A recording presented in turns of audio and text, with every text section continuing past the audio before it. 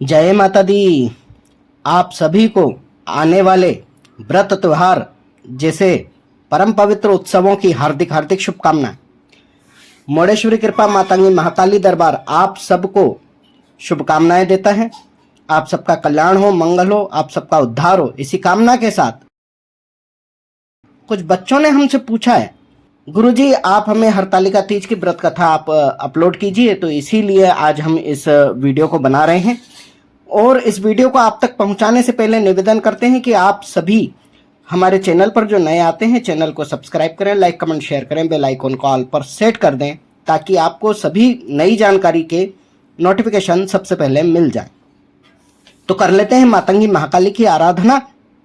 नमोस्तुते महामाये मातंगी मोडेश्वरी सर्व कष्ट हरे देवी भक्ति मुक्ति प्रदायिनी धर्मारण्ये स्थिता देवी हृदयारण्ये संस्थिता रक्ष रक्ष महादेवी मोड़ कुलोद्धारिणी धर्मारण्ये तीर्थशानी संस्थिता भवतारिणी दुष्ट कर्णात्की धाता श्यामला रूप धारिणी मोड़ जनहा वंदिता मातंगी मोड़ कुले कृपा करो सिद्धि बुद्धि प्रदे देवी अष्टादश धारिणी।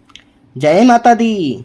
हम आपको सुनाने जा रहे हैं हरतालिका तीज व्रत कथा, जो हमने बहुत वर्षों पहले अपने बचपन में सुनी हुई थी।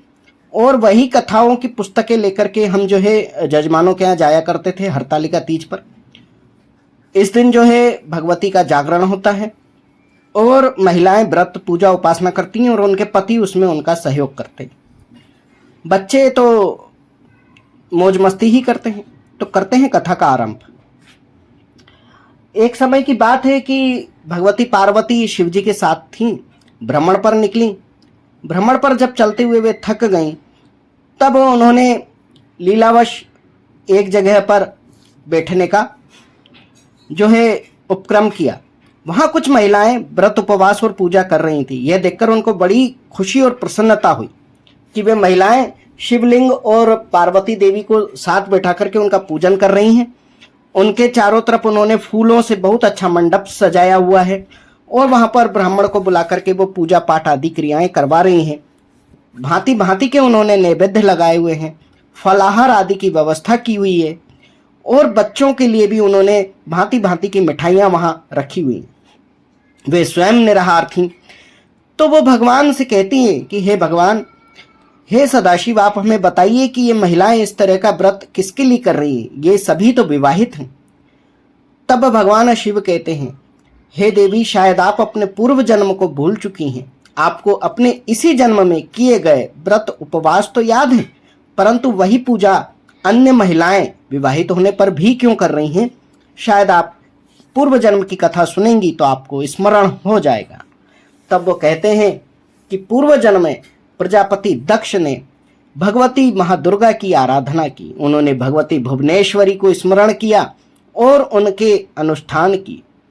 तब ब्रह्मदेव की इच्छा से उनके किए हुए इस अनुष्ठान के फलस्वरूप भगवती महादुर्गा प्रकट हुई और उन्होंने प्रजापति दक्ष को आशीर्वाद दिया कि मैं तुम्हारे यहाँ कन्या रूप में उत्पन्न होंगी और अपने स्वामी श्री सदाशिव के साथ मेरा विवाह होकर के मैं प्रस्थान करूंगी। यदि तुमने इन बातों को लेकर के घमंड किया, तिरस्कार किया अथवा अपने उद्देश्यों को भूल गए तो मैं प्रतिशोध भी लूंगी। तुम्हें इस बात को स्मरण रखना होगा। इस प्रकार से प्रजापति दक्ष को आशीर्वाद और चेतावनी देकर देवी अंतर ध्यान हो गई। भगवती के रूप को देख करके प्रजापति दक्ष इतने मोहित हुए कि वे उस आशीर्वाद के साथ मिली हुई चेतावनी को भूल गए। समय के साथ उनके यहाँ कन्याओं का जन्म हुआ। अन्य कन्याएं अन्य वरों को सौंप दी गई और समय आने पर देवी सती का विवाह शिव के साथ हो गया। तब कुछ समय पश्चात उनके मन में इतना अभिमान हुआ कि उन्होंने एक यज्ञ का आयोजन किया जिसमें भगवान शिव को आमंत्रित नहीं किया गया था। देवी सती वहां जाने की जिद करती रहीं। उन्होंने कई भांति से मुझे रोका, समझाया, मनाया। उन्होंने अपने पिता के यहाँ बिना निमंत्रण के, बिना शिव आज्ञा के प्रस्थान कर लिया। फिर हे देवी पार्वती, वहां जो कुछ हुआ आप जानते हो। आप जानते हो किस प्रकार भगवती ने अपने आप को महादुर्गा में अपने पूर्ण स्वरूप में स्वयं को विलीन कर लिया और तभी देवताओं ने याचना की, क्षमा प्रार्थना की, परंतु यज्ञाग्नि में, क्रोधाग्नि में स्वयं को भस्मीभूत कर लिया। तब तारकासुर नामक एक दैत्य हुआ जिसने इस स्थिति का लाभ उठा करके ब्रह्मा जी से वरदान मांग लिया कि मेरी मृत्यु हो तो शिव पुत्र के हाथों हो। ऐसी अवस्था में जब हम विरह अग्नि से जलते हुए तपस्या ध्यान में लीन हो गए, तब उस अवस्था में हमारा दोबारा सांसारिक बातों में मोह करना संभव नहीं था। तारकासुर के मांगे हुए वरदान के कारण भगवती स्वरूपा का दूसरा अवतरण होना निश्चित था। कुछ समय पश्चात राजा हिमवान के यहाँ पार्वती का जन्म हुआ, अर्थात देवी आप स्वयं सती स्वरूपा हैं, शक्ति का अवतार हैं। पुनर्जन्म होने के कारण आपके मन से ये सारी बातें, बुद्धि से ये सब कुछ विस्मृत हो गया। ऐसी अवस्था में राजा हिमवान ने जब देखा कि हमारी कन्या बड़ी होने लगी है, तब उन्होंने नारद मुनि से आपके भविष्य के बारे में पूछा। उन्होंने कहा, अभी कन्या बड़ी तो हो रही है, पर इतनी नहीं कि उसके विवाह आदि की बात की जाए या भविष्य की चर्चा की जाए, परंतु इसके मन में जो भक्ति भाव है उसको आप आगे बढ़ाइए। परंतु राजा हिमवान नहीं चाहते थे कि उनकी कन्या तपस्या आदि में जाए या राजसी सुख भोग को त्यागे। हर पिता का एक कामना होती है कि उनकी पुत्री जो है सुख में, ऐश्वर्य में रहे। इस कारण से वो नारद जी से कहते हैं कि आप ही इसे, बच्ची को कोई परामर्श दीजिए, इसे आप ही कुछ ज्ञान दीजिए ताकि ये भक्ति तो करे परंतु घर को और गृहस्थी को न छोड़ करके जाए। मैं अपनी पुत्री को अपने सामने देखना चाहता। राजा हिमवान उन्हें वन में जाने की अनुमति नहीं देते हैं। तब देवी पार्वती के मन में जो बचपन से एक ललक थी कि उन्हें भक्ति करना है, तो उनके मन में शिवलिंग की आकृति सदैव दिखाई देती थी। उन्हें शिव की पूजा करना ही सुहाता था। क्योंकि उनके परिवार में विष्णु भक्ति अधिक होती थी, तो उनके यहाँ शिवलिंग आदि की पूजा का उतना अधिक क्रम नहीं था। तब उन्होंने नारद जी से कहा कि आप मुझे ज्ञान दीजिए, आप मुझे बताइए कि मुझे किसकी पूजा करना चाहिए। तब नारद जी ने उनके मन में बसे हुए शिव को जान करके लीलावश उन्हें कहा, मंत्र दीक्षा दी और स्वयं गुरु बने। तब पार्वती जी ने अपने गुरु नारद जी के कहने पर शिवलिंग की आराधना की। आराधना करते करते उनके मन में इतना वैराग्य जागा कि उन्होंने भी चाहा कि मैं अन्य तपस्वियों की भांति वन में जाकर आराधना करूं। तब उनकी कई सखियों ने कहा कि ऐसे तो महाराज आपको आज्ञा देंगे नहीं, तो आप एक काम कीजिए, आप हमारे साथ वन में चलिए। तब वो अपनी सखियों सहित वन में चली गई। इसी कारण इस त्योहार का नाम हरतालिका पड़ा। हर अर्थात हरण करना, यानी बिना बताए, किसी की अनुमति के बिना किसी को ले जाना। और सहेलियों को साथ भगवती जो है वन में चली गई। वहां अन्य अन्य प्रकार से उन्होंने तपस्या आराधना की। उन्होंने राजसी वस्त्रों का त्याग किया, इसलिए उनका नाम ब्रह्मचारिणी हुआ। फिर देवी ने कई पशु पक्षियों पर कृपा की, अर्थात उनसे भयभीत हुए बिना अपनी तपस्या को जारी रखा, इसलिए उनका नाम भव्या हुआ, अर्थात सबका कल्याण करने वाली कल्याण स्वरूपा देवी कहलाई। ने बहुत प्रकार से अपने आप को ध्यान में मग्न रखा, इसलिए उनका नाम मनः हुआ, अर्थात ध्यान करने वाली, मनन करने वाली। आपकी इस आराधना को देखते हुए आपकी सखियों ने आपका नाम भव प्रीता रखा, अर्थात भगवान शिव पर प्रीति रखने वाली। आपने अपनी तपस्या को धीरे धीरे उग्र करना प्रारंभ किया, इसलिए आपकी सखियों ने आपका नाम महातपा भी रख दिया, अर्थात भयंकर रूप से तप को करने वाली। तब आपके चेतना में भगवान शिव के विभिन्न स्वरूप दिखाई देने लगे। उनके प्रति आपकी प्रीति बहुत अधिक बढ़ने लगी, लगाव बहुत उत्पन्न हुआ। तब आपकी सखियों ने आपका चिति रख दिया, अर्थात जिसमें चेतना का जागरण हुआ हो वही देवी चिति हैं। चूंकि आप सती स्वरूप में शिव की प्रिया थी, इसीलिए आपका नाम शांभवी अर्थात शिव प्रिया भी हो गया। फिर आपने अपनी तपस्या को और उग्र करने के लिए कई वर्षों तक सिर्फ पत्तों को खाया, इसीलिए आपका नाम पर्णा हुआ। और कुछ समय बाद आपने उन पत्तों का भी त्याग कर दिया, इसीलिए आपका नाम पर्णा से अपर्णा हो गया। तो आप देवी अपर्णा के नाम से भी विख्यात हैं। तपस्या के कारण वन में रहते हुए भांति भांति के मौसम के कारण आपके रंग बदलने लगे और इसी कारण आपको अनेक वर्णा भी कहा गया। ये आप पल पल रंग बदलने वाली अनेक वर्णा कहलाई।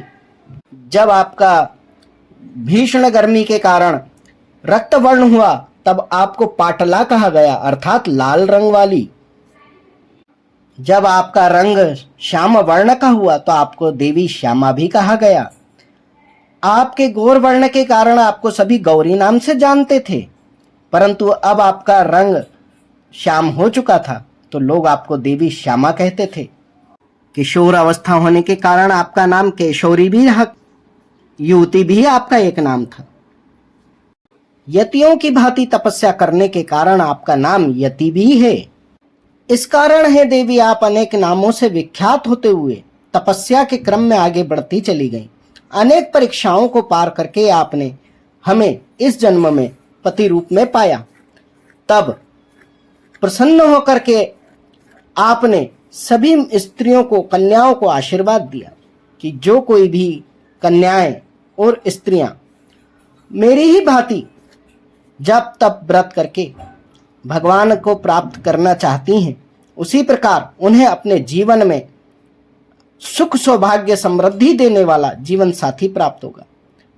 इसीलिए हे देवी सभी कन्याएं और महिलाएं आपके इस वरदान स्वरूप मेरे पूजा को करती हैं, उसमें आपको भी सम्मिलित करती। तब देवी पार्वती कहती हैं, हे भोलेनाथ, यह सब मैं जानती हूं, परंतु आपके मुख से इन सब बातों को सुनना मुझे अति प्रिय लगता है। मुझे अच्छा लगता है कि आपको यह सब बातें स्मरण हैं और आप इन सब बातों में मुझे और मेरे द्वारा किए गए व्रत के माध्यम से जगत के कल्याण हेतु मांगे गए वरदान और दिए गए आशीर्वाद का स्मरण रखते हैं। तब भगवान शिव कहते हैं कि हमें अच्छी तरह ज्ञात है पार्वती कि तुम संसार को अपनी संतान के समान मानती हो और उनके भले के लिए, उनके उपकार के लिए भांति भांति के प्रश्न हमसे करती रहती हो और हम जन कल्याण के उद्देश्य से कई सारे प्रश्नों का उत्तर आपको देते हैं ताकि उसको अन्य लोग भी सुनकर समझकर अपने जीवन में उद्धार के मार्ग पर अग्रसर हो सकें। तब भगवती कहती हैं कि इस व्रत को कैसे किया जाता है और इस व्रत को करने का विधान क्या है, किस भांति से आप प्रसन्न होते हैं और आपकी कृपा प्राप्त होती है।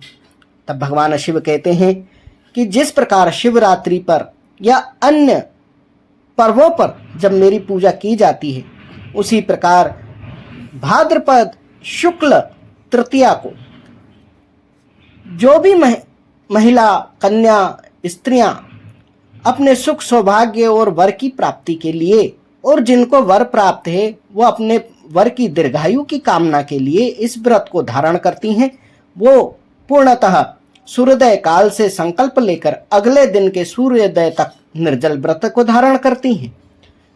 इसका नियम बहुत ही कठिन है। जितना कठिन प्रकार से इस व्रत को किया जाता है उतना ही उनका संकल्प दृढ़ होता है। एक बार इस व्रत को प्रारंभ करने के बाद इसको तोड़ा नहीं जाता, इसकी कथा को पूर्ण सुना जाता है, तभी इसका फल प्राप्त होता है। मन में निष्ठा हो, श्रद्धा हो, यही इस व्रत की महिमा है और इस व्रत का विशेष विधान है। 5 पहर की पूजा करके इस वृत्तांत को जो सुनता है और सुनाता है उसका कल्याण होता है, उसके मन में भक्ति के बीज पनपते हैं और आने वाली संतानें भी उस भक्ति के भाव से ओतप्रोत होकर के जन्म लेती हैं और कुल का उद्धार करने वाली होती हैं। इसीलिए सभी महिलाओं को चाहिए कि इस दिन अगर व्रत उपवास करें तो सांसारिकता, मनोरंजन आदि से दूर रहते हुए इष्ट कृपा प्राप्ति के लिए ईश्वर का ध्यान करें, सुमिरण करें, कथा सत्संग करें और और रात्रि का जागरण करें। रात्रि का जागरण करते हुए शेष 3 पहर की पूजा वो करें, जिसके फलस्वरूप सूर्योदय से पहले वो अंतिम आरती कर विसर्जन आदि करें। जो बहुत अधिक बीमार हैं, बहुत अधिक वृद्धावस्था में, वे फलाहार का सेवन करें, अन्यथा फल आदि को ग्रहण करने का भी दोष इस उपव्रत में माना गया है। भगवती पार्वती कहती हैं, तो क्या भोलेनाथ, इस प्रकार से व्रत करने पर वास्तविक रूप में सभी का मंगल और कल्याण हो जाता है?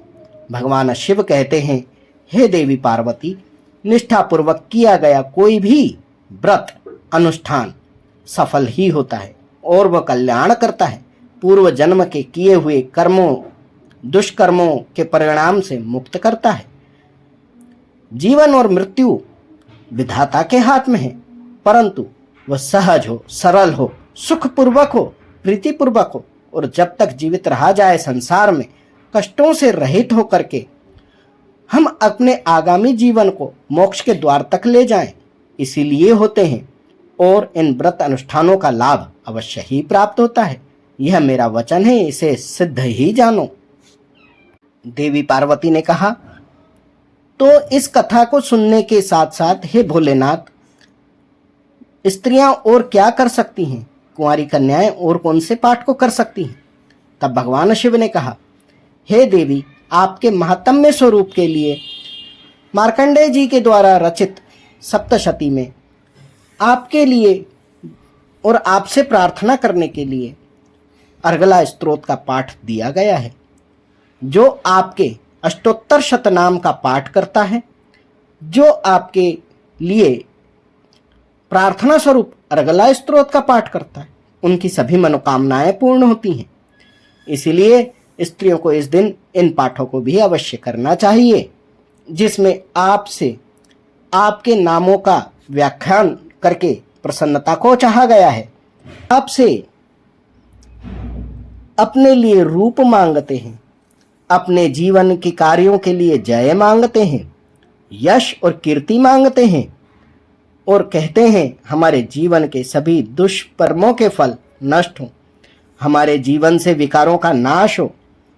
इस प्रकार की जो कामना करते हैं उनका उद्धार होता है। और सदाशिव की जो आरती गाते हैं और साथ में कर्पूर आरती करते हुए विसर्जन करते हैं, उन सबका मंगल, कल्याण और उद्धार होता है। उनके घर में सुख, समृद्धि, ऐश्वर्य, कीर्ति का निवास होता है। जो शिव पार्वती की सामूहिक रूप से पूजा अर्चना करते हैं, उनके घर में किसी भी प्रकार की भय बाधा का वास नहीं होता है। आवश्यकता है तो निष्ठा और समर्पण की। नमः पार्वतीपते हर हर महादेव हर, नर्मदे हर, गंगे हर। जय मोड़ेश्वरी बोल बम, जय माता दी। ओम मणिक्यमिणामप्लाल्यन्तीं मदालसां मंजुलवाग्विलासां महेन्द्रनीलं द्योतिकौमलांगी मतं कन्या मनसा स्मरामि।